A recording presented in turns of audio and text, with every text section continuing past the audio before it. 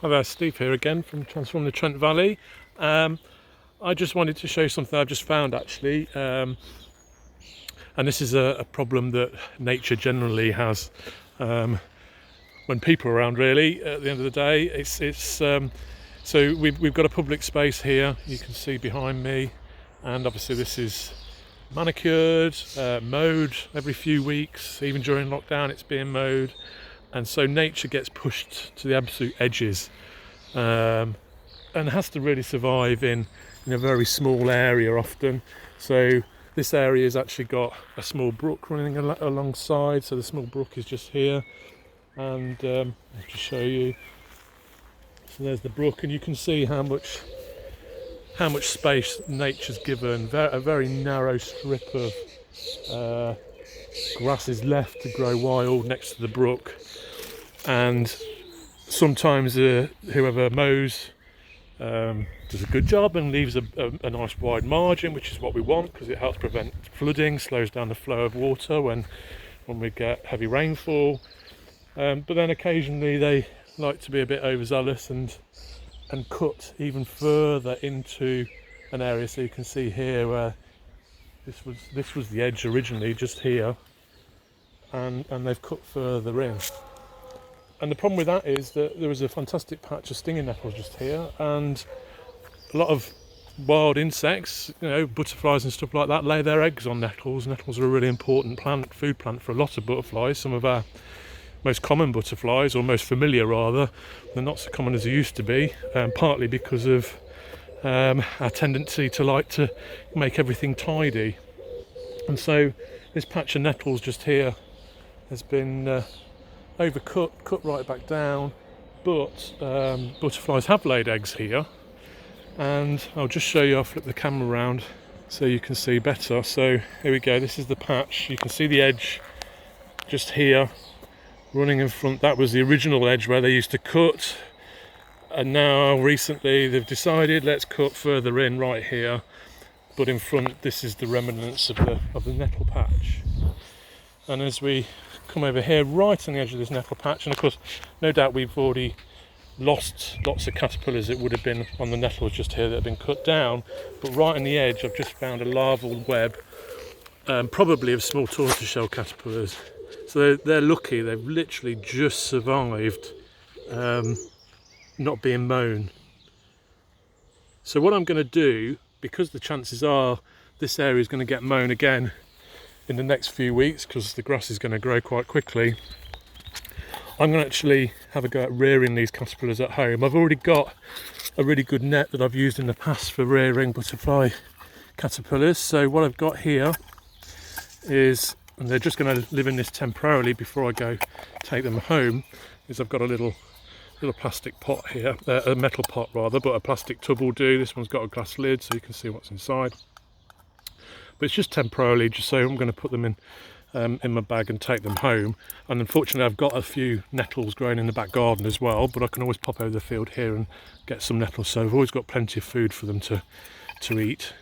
So with this being stinging nettles, obviously we have to be a little bit careful. Nettles do sting, but if you hold and pull the leaf this way away from the stalk or up the stalk, you're less likely to get stung because the angle of the stinging needles on the leaves, if you push down onto it or push into the leaf, you're going to get stung. So always pull away and you'll be okay. So like I say, I can grab this very easily, and if I wanted to, just pull it off and not get stung. Okay, takes a bit of practice, so you will always get stung a little bit anyway. I've just been slightly stung on one of my fingers, but it's just a tingly feel, it's not going to hurt you really. So this is the larval web, and I'll just turn it into the sun so you can see how many caterpillars. There's hundreds of caterpillars on there. These are all going to be small tortoiseshell. They're underneath the leaf, and like I say, I'll just show you again where they are, right there, right on the edge where this mowing has taken place.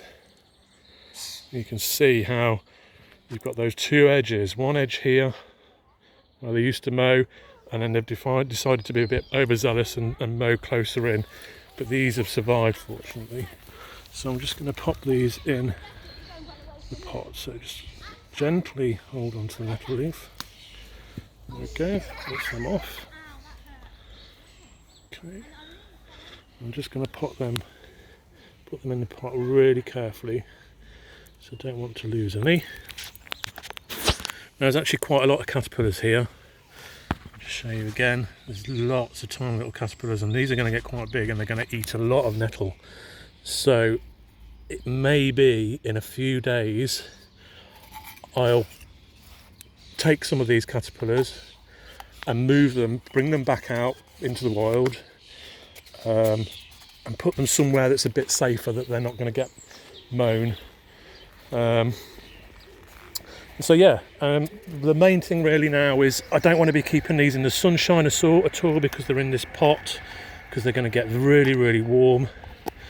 So what I have done is, in my bag here, just in case of finding something like this,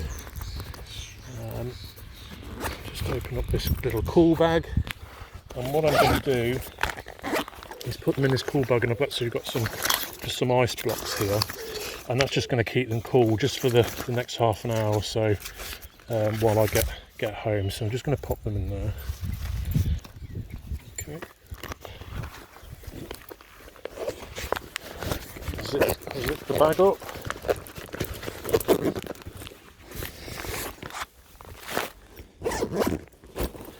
Okay, so there we go. And yeah, what I'll do is I'll give you an update on how the caterpillars grow over the next few days and weeks. And what I'll probably do in the end is I'll maybe keep 10 caterpillars out of the hundreds that I've got there. I don't want too many. It's not worth keeping too many. You can have a go at rearing caterpillars yourself. But I don't want to be keeping too many caterpillars, because it's hard work. It's not worth it. And actually they're better off in the wild anyway. So, but it's a great exercise for kids, if you've got kids, to collect a few caterpillars and rear them through. But you literally just need really only one or two is fine. You get exactly the same experience. You don't need hundreds of caterpillars to enjoy rearing them. So keep out for future posts, an eye out for future posts on social media with the Trent Valley, and yeah, I'll keep you up to date with how the caterpillars grow and what I do with the excess. In fact, I probably might put a few back in a second if I can separate a couple of leaves off of those that I've just collected, because I don't really want that many. There's a lot of caterpillars there, probably a couple of hundred, so we'll put some back. But yeah, I'll keep you informed, and speak to you soon. Bye.